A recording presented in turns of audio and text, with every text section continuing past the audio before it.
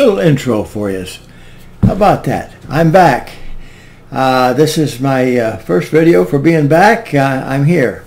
I'm also doing it with my glasses off. If I put my glasses on, you'll notice I got more light reflections in it than it's all off this new computer screen of mine. I got one of those curved screens, monitors for myself, and for some reason, boy, I ain't figured out how to get the lighting out of it yet.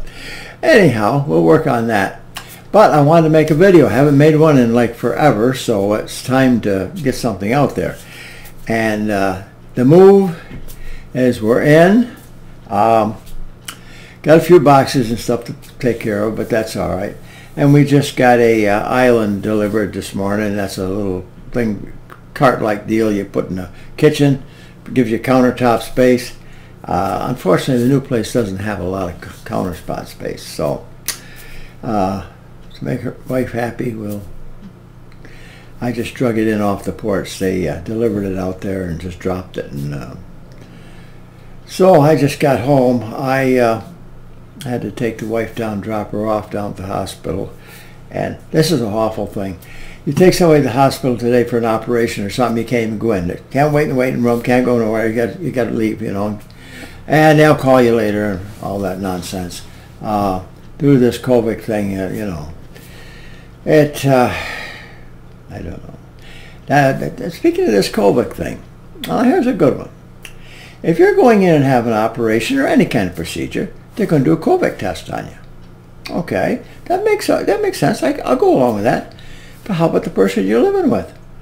I mean, the person you're living with could be coming down with COVID, and they wouldn't have the slightest idea.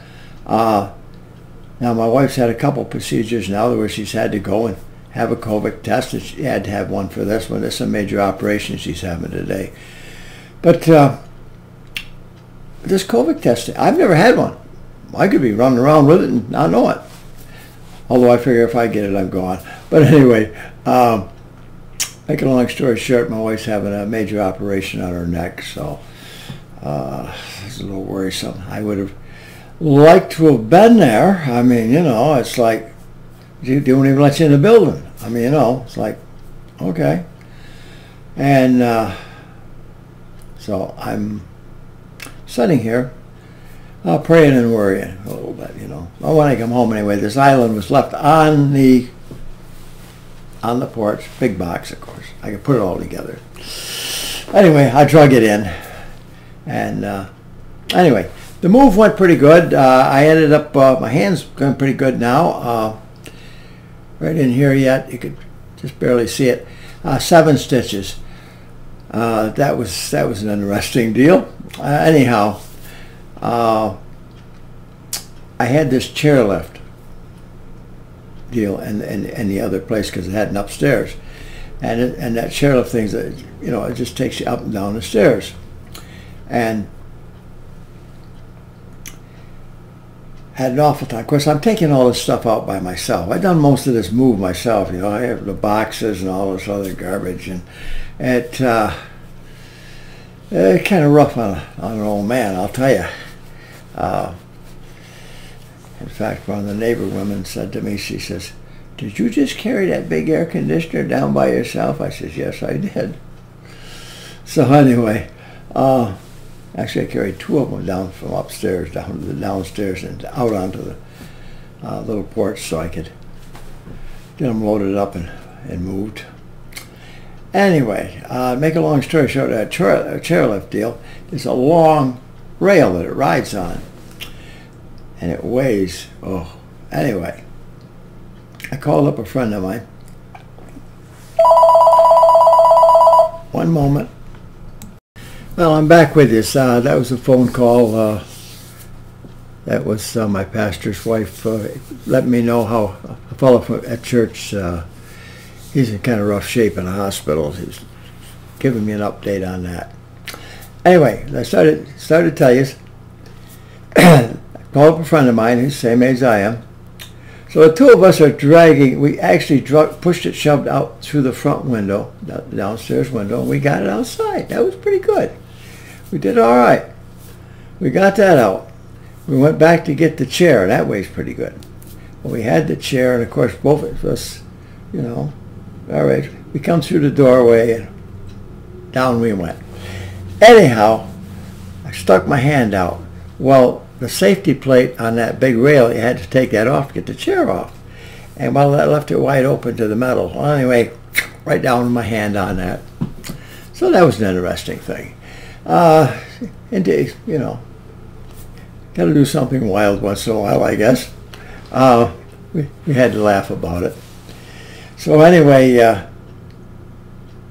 we got that done.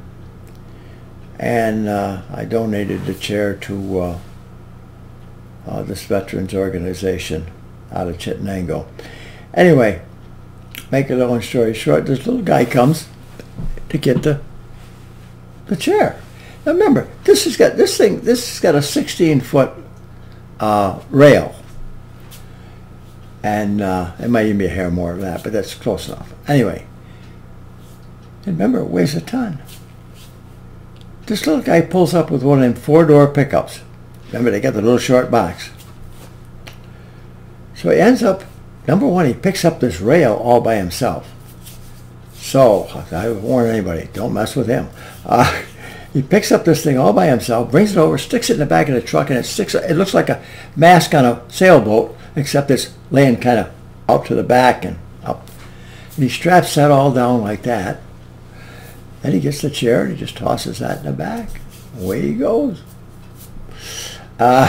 Interesting. But, I mean, he's got them new trucks have got like maybe a 4 or 5 foot box at best. And here's a 16-foot thing sticking out the back end. Anyway, it was interesting. Anyway, that was about the last thing we did to get the stuff out of there. I'd had everything else out of there and I was ready. But anyway, my buddy took me up to a well now, it's like an urgent care type center, and got my hand fixed up anyway. They put the 7 stitches in it after they cleaned it, messed with it. So that was good. And it healed good. It didn't take it too long. Anyway, so that was one of the exciting things about the thing. And other than that, the move hasn't been too bad. When we went to put the lighting in our name, the electricity, National Grid said that couldn't do it because there's no meters there. And we had an awful time getting them to believe that there was meters there because there was already electricity there from the guy that was building the place. So anyway, we got that straightened out. And then Spectrum, that was the big one. Spectrum got involved. We have to have them come there, and they come and they took a look and they go, "Well, we can't hook this up." And why? We'd have to run a wire across the road. We got lots of wires running across the road. This guy looks, well, I don't know. Because see, they're using these contractors. They're not using their own people. They're using these contractors to everything. And most of these guys, they're nice fellows, but they haven't been trained or anything. So anyway, so I'll have to call. So my landlord, he's the one that built all these houses. In fact, he's built over 600 houses. And